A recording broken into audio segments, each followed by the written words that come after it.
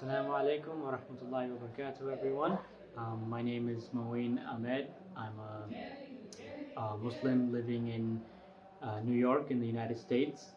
I've came this week to the Zawiya Karkariya in Morocco, in a little town of Arawi, to participate in the celebrations of the Mawlid, which is the week of celebrations that take place for the birth of the Holy Prophet, sallallahu alaihi wasallam. And I'm here today to introduce some people to the experience and how I've discovered it and what I've experienced during this time of the celebration. So as we know, the celebration of the Prophet's birthday is a sunnah, as the Prophet ﷺ says that he fasted on Monday because it was the day of his birth. So we know that the celebration of his birth is actually a form of worship, and you get rewarded for it.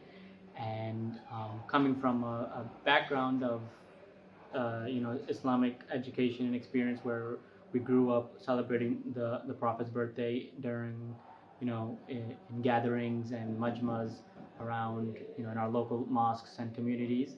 But those were usually like small nights for one night, or a few hours in the day, before the morning prayer or the afternoon prayer or the evening prayer. But here in Morocco, in the Zawiya Karkariya, it's the one place I've truly experienced where hundreds and hundreds of Muslims and disciples gather to celebrate the Prophet's birthday, not just one night or one day or for a few hours, but for an entire week. They gather and they celebrate. They do zikr and they pray together and they slaughter animals and they give charity and they donate blood. They have a huge blood donation campaign, and money is given out to nearby poor people and communities that are needing these resources. And everyone comes together to celebrate with the Prophet's grandson himself, the leader of the Zawiya Karkariya in Morocco, Sidi Sheikh Muhammad Fawzi al-Karkari. Everyone gathers with him and he leads the zikr celebrations and in the Mawlid, and all together it's very spiritually enlivening and enlightening, and you really get to experience what it's like to gather with people to celebrate the Prophet's birthday. It's a great time to renew your intentions for the year, to really make new intentions about focusing on your deen, your Islam, your spirituality, and your progression, as the Prophet ﷺ teaches us, from Islam, Iman, Ihsan, and doing zikr and remembrance of God at all times, and always being aware that you are this struggling person on the path of to meeting God, reuniting with God. And the Mawlid time is a great time because everyone comes together, and it's like a nice community of brothers and sisters who celebrate the Prophet's birthday with zikr and slaughters and sacrifices and donations and fidya and charity, and all these good forms of worship. And it's a great time to get together and renew your intentions for the year, and get a spiritual boost with your fellow Muslims and disciples during this holy week. So Sidi Mu'in, why you choose Tariqa Karkariya? So the reason I chose Tariqa Karkariya is because it's the only place, and it's the only place on earth and the only gathering that I've experienced myself, and this is coming from someone who's experienced many gatherings of the Mawlid celebration. It's the only gathering that I've seen where people truly do it purely out of love and respect, and to honor the Prophet and his birthday and his family, and all that. I mean, I've only been part of the tariqa for almost maybe 2 years now, but before then we would only raising a family who celebrates the Prophet's birthday. We would oftentimes we would just gather for one day at a local masjid. Some people would show, some people wouldn't. It was never really a organized community effort, because one, not a lot of people had a lot of knowledge about it or what to do, or the specific acts of worship that are associated with it. But here it's really emphasized because everyone here does it out of love for the Prophet ﷺ. They do it purely for the benefit of renewing their intentions, progressing with their spirituality, learning about the Prophet, his birth, his life achievements, and not only that, but the celebrations of the Prophet are upheld by the Shaykh himself, who himself is the grandson of the Prophet sallallahu alaihi wasallam, descended from descended all the way from the Prophet sallallahu alaihi wasallam himself to Sayyidina Ali radiallahu anhu and Sayyidina Fatima radiallahu anha.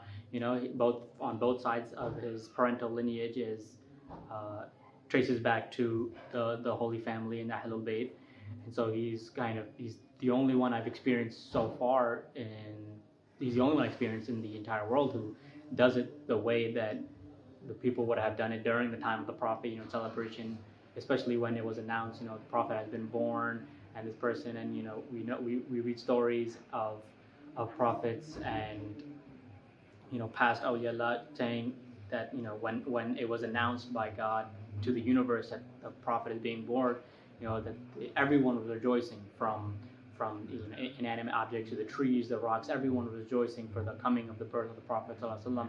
And that kind of experience is only experienced and participated here with the fellow disciples and the Muslims who travel from far and wide to come to do it under the guidance of the Shaykh himself.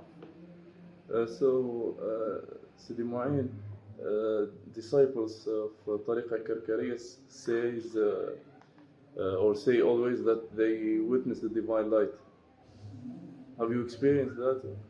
Yes, definitely. So the divine light, as it is explained in the Quran itself and in the Sunnah of the Prophet sallallahu alaihi wasallam, and in the Hadith Qudsi, where God is talking directly through the Prophet in his own words, we know that the vision of the light is a tradition, not just something that we're hearing about now, but something that is rooted in the earliest teachings from the prophets and the Quran, and God himself teaches us about the vision of the light. And the first time I personally had vision of the light was at the hands of the Shaykh himself when he first traveled to America for university lectures in the University of Chicago and throughout the United States. I went to go from New York. I went to visit him in Chicago, and traveling with him and being with him for a few weeks, my intention was to go there and take bay'ah at his hands, to enter the path of spirituality, to enter the Karkariya path and the tariqah. And so from Chicago we went to California, and it was actually the second week of my travels with him that he initiated me into the tariqah and showed me the vision of the light. And so generally the process is you make intention to take bay'ah with the Shaykh, and you promise to do the wird, which is a portion of azkar that you do zikr in the morning and the night.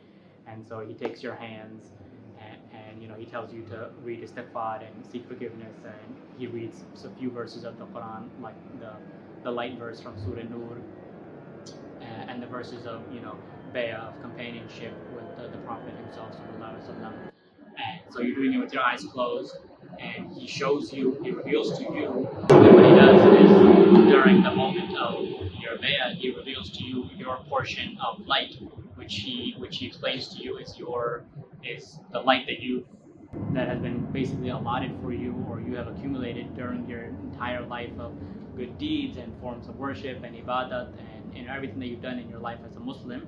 So this is your portion of light, that is God's light that has been allotted to you at this moment. And from that moment on, so everyone who takes bay'ah with the Shaykh sees it in different forms.